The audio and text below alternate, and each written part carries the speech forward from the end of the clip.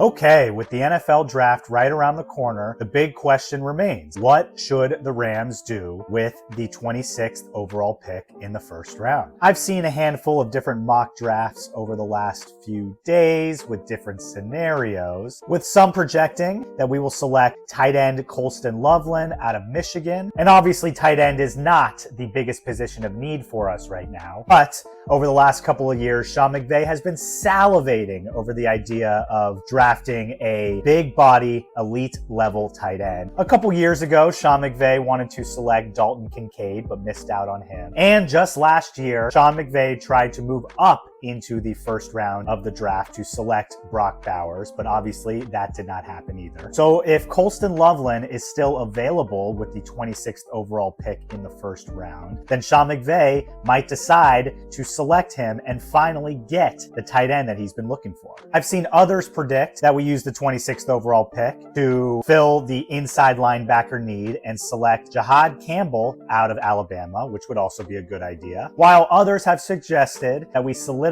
our secondary and select cornerback Maxwell Hairston out of Kentucky, which again would also be a good idea. And others have also suggested that we move out of the 26th overall pick and acquire some more picks in the process, which I am most in favor of. Right here is the current allotment of picks that the Rams have as of the recording of this video, and you can see that it is very light this year. We only have 8 total picks. And so moving a few spots back in this year's draft outside of the 26th overall pick and acquiring some more picks in the process might not be such a bad idea. Jordan Rodrigue, who covers the Rams for The Atlantic, suggested that the Rams trade back to the 30th overall pick in the first round with the Buffalo Bills and acquire the 106th overall pick in the process. Taking that move would give the Rams 3 picks between the 90th and 106th overall picks, which would be huge to address key areas of concern for this team. And with that 30th overall pick, Jordan Rodrigue